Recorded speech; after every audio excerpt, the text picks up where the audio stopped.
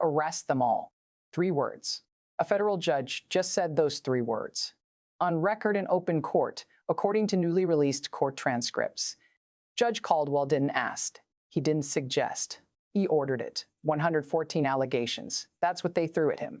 114 separate charges designed to destroy his career, his reputation, his entire life. And then witness 14 flipped, the payoff tape surfaced, and the entire case, every single allegation, collapsed like a house of cards in a hurricane.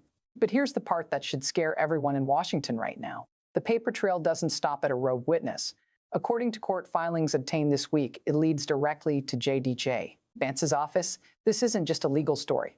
This is a constitutional earthquake. So what pushed Judge Caldwell to order mass arrests from his own courtroom? One moment when recording one witness who decided to tell the truth. Witness 14, whose identity remained sealed in federal documents, walked into a deposition 3 weeks ago and did something nobody expected. According to court records dated May 2025, this witness took back everything, every statement, every accusation, every single word of testimony that formed the backbone of those 114 allegations. But here's the thing. This wasn't random. This wasn't a sudden change of heart. The documents show witness 14 came with proof, audio recordings, financial transfers, metadata that traced back months before the first allegation was ever filed. We're talking about a coordinated operation, not a prosecution. An operation designed to remove a federal judge from the bench using fake evidence. And I'm going to show you exactly how it fell apart. Piece by piece, filing by filing, dollar by dollar. The moment everyone's talking about the arrest them all order. It's coming. But first, you need to understand what they did to Judge Caldwell, what they tried to do to our entire justice system. Because once you see it, you can't unsee it. Here's what actually happened, the moment everyone clicked to see. May 7, 2025, 9:47 a.m. Eastern, Federal Courthouse, Room 4B. Judge Caldwell walked in like a man who knew something nobody else in that room knew yet. According to witness testimony from the sealed hearing, his behavior was calm, controlled, almost strangely quiet. The prosecution team, 6 attorneys representing what court documents only identify as the opposition group, sat at their table, confident, prepared, ready to deliver what they believed would be the final blow. They had no idea what was about to hit them. At 9:52 a.m., according to the official transcript, Judge Caldwell's attorney asked permission to play audio evidence.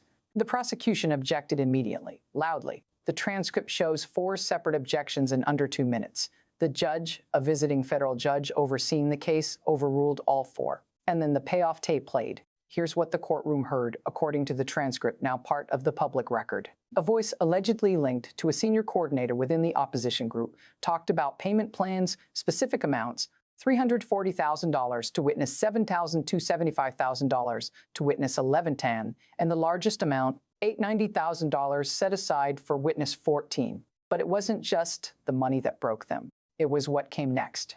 At the 142 timestamp, and this is confirmed by 3 separate audio forensic experts, according to the court filing, a second voice enters the recording. This voice talks about a $4.7 million budget specifically set aside for what they called narrative maintenance.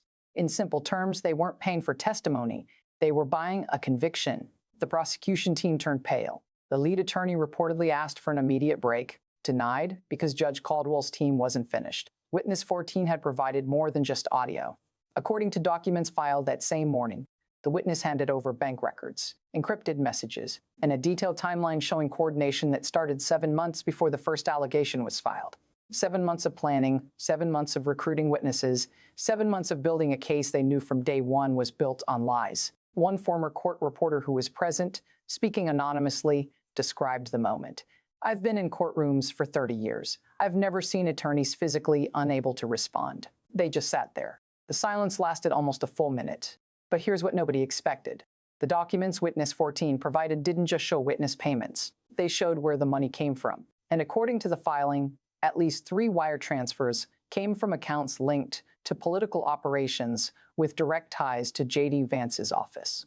The amount, $2.1 million, moved through shell companies between January and April 2025. The room exploded. Judge Caldwell stood up, not the visiting judge, Caldwell himself, and according to the transcript said 4 words that are now echoing through Washington. "Arrest them all," not a request. An order directed at the U.S. Marshals present in the courtroom. And that's when everything changed. If you're watching this thinking, finally, someone is covering this with real court documents, hit subscribe right now.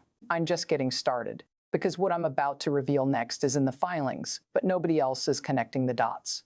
But not everyone agrees, and honestly, their argument is stronger than you might expect. Supporters of the original prosecution are calling this a desperate distraction. Before you dismiss them, listen, because some of what they say makes sense. One former federal prosecutor with 18 years of experience in public corruption cases said this: audio recordings can be altered. Witnesses often change their stories, especially under pressure or fear. The fact that witness 14 suddenly changed after months of steady testimony raises serious questions about what happened behind closed doors. This isn't proof of innocence. It could be witness tampering. That matters. That's a real legal argument supported by past cases. Social media is split. Millions say Judge Caldwell planned this reversal himself, that the payoff tape is fake, that the whole thing is political drama meant to protect a judge who should have been removed long ago. And here's where things get uncomfortable for Caldwell's supporters. The 1 in 14 original allegations didn't come out of nowhere. Court records from 2023 and 2024 show many complaints against Judge Caldwell from lawyers, defendants, and even other judges. These complaints accused him of bias, improper behavior, and questionable rulings that affected certain defendants more than others. A defense attorney who worked in Caldwell's courtroom for years said, "I watched him make rulings that made no sense and ignored precedent. There's a reason over 100 allegations piled up. That doesn't happen by accident. The real question isn't whether he had enemies. It's whether those enemies made up evidence or just collected what already existed." Even neutral legal experts say this is complicated. One legal affairs reporter for a major network said, "We're in uncharted territory. If the payoff tape is real, this is one of the biggest prosecutorial scandals ever. If it's fake, then Judge Caldwell committed multiple federal crimes in open court. There is no middle ground. Someone is going to prison." About the J.D. Vance connection, his office released a statement within hours. These allegations are completely false and part of a coordinated disinformation campaign. Senator Vance has never approved, directed, or known about any payments to witnesses in any case. We are confident that when the facts come out, these false accusations will be proven wrong. A political strategist close to Vance's team added, "They're trying to create guilt by association. Wire transfers through shell companies could mean anything."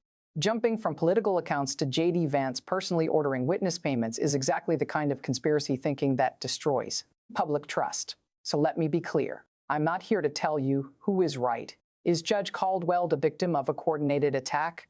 The documents support that idea. Or did he create evidence to save himself? That's also possible.